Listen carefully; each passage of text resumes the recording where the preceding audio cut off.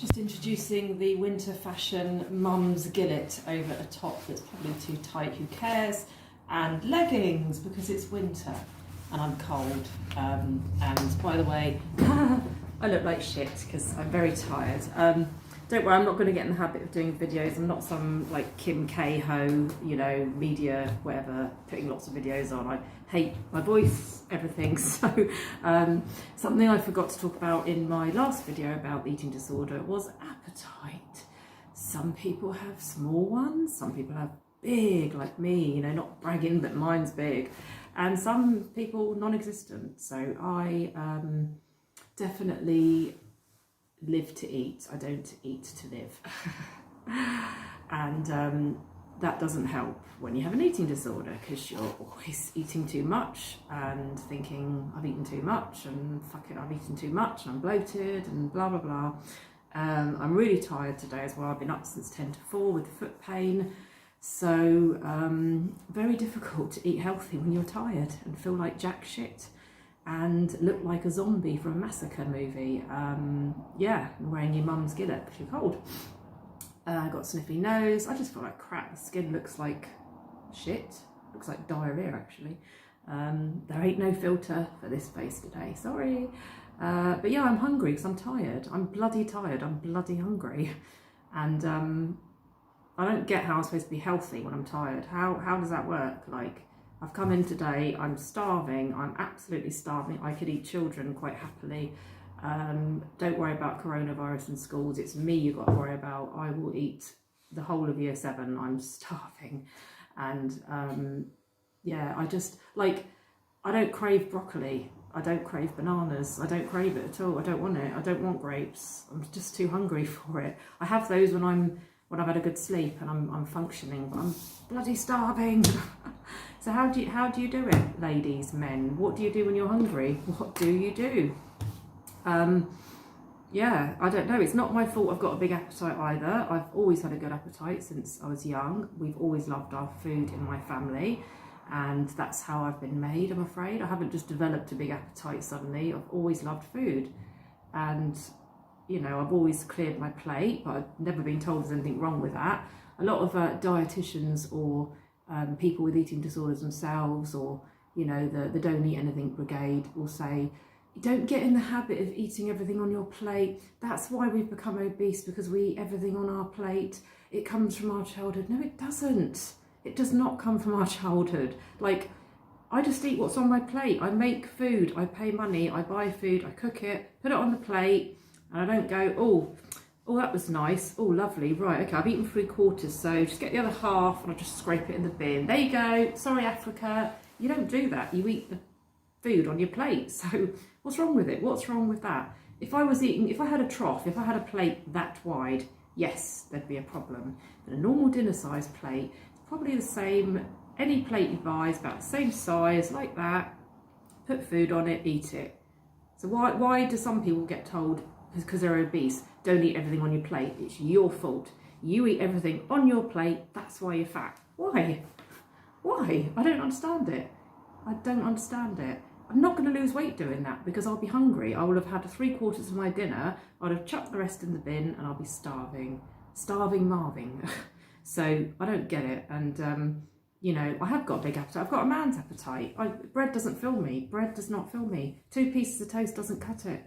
Doesn't do it. I could eat a round. I could eat a fucking, excuse the language, I always swear. I could eat a fucking sandwich board. I could just eat and eat and eat and eat with bread. So it does not fill me up, I'm afraid. People that have thin sliced bread, again, not judging, but what the fuck? Don't, anyway, oh God. And as for Melba toasts, nothing to say on that matter.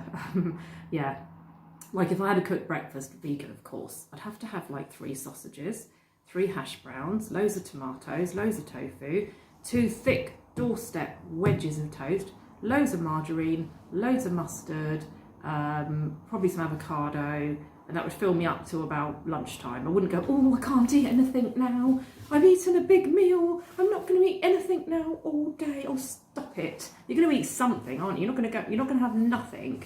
Some women will say, I will eat nothing now for the next 2 days because I've had a roast dinner, so I'm not going to eat anything. Like, You're going to eat. You have to eat. Don't be weird. Don't be weird. You need to eat. You've had a big lunch. It's going to go down. You're going to poo it out.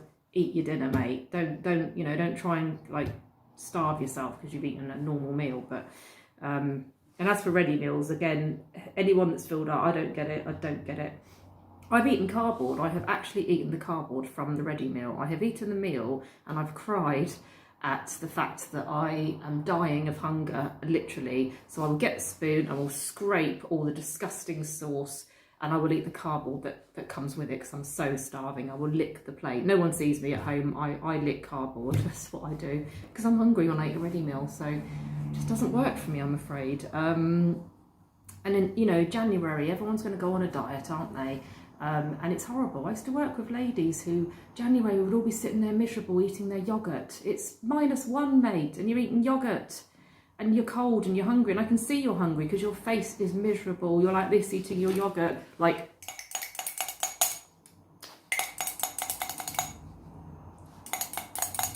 yeah, I've got to lose like 7 pounds, yeah, till my wedding, till the wedding I'm going to in March. Then I'll put on more weight. Then I'll worry about it and eat more bloody Muller Light yogurts or whatever.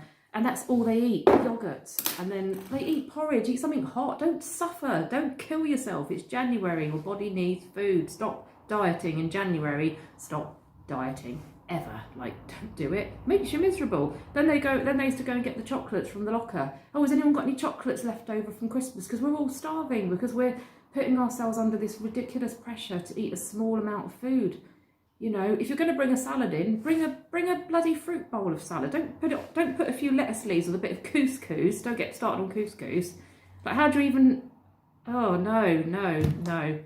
Can't even talk about that stuff. But don't starve yourself in the winter. But people are going to do it, aren't they? And I worry about Christmas. Every person who has a weight problem worries about Christmas because of the food. And it's really hard not to just go, fuck it, it's Christmas, you know, in November and start eating mince pies. It's really, really difficult. And all you're going to get is Hello magazines and all these bollocks magazines like, lose a stone for Christmas, fit into your sparkly Christmas dress and don't eat anything. And then the next page is an advert for fucking Christmas cake or a recipe, you know, start making your Christmas pudding now, ladies. Sexist bollocks, by the way. Women have to be a size 8, sparkly dress, at the office party, smiling, lip gloss, M&S advert, you know, some stupid Michael Bublé song playing in the background, eating couscous, but also making cakes, but not eating them. Fuck off. Like, sorry, I always swear, but when it comes to food and ranting, I do swear. So if you don't like swearing, sorry. So sorry, not. But anyway, that's all I wanted to say about appetite. It's very, very difficult. You've got a big appetite. Life is ruled with food. And yeah, never seem to be satisfied, but my tip would be find food that does satisfy you. I know it might be the bad food, but no food is bad. Don't make butternut squash brownies unless you really want to, because they won't fill you. You'll eat a whole tray, and you could have just had a normal brownie, vegan or whatever. You could have just had a normal brownie. You don't need to make vegetables into cakes unless I've had like aubergine in a brownie, that was really nice, and I've had avocado in a cake, really nice, but don't do it to be healthy. Otherwise, just and butternut squash, to me, I'm sure it's lovely. There's no point. I'm sorry, but sorry for butternut squash fans, and sorry for anyone that finds me irritating. I don't care. Bye.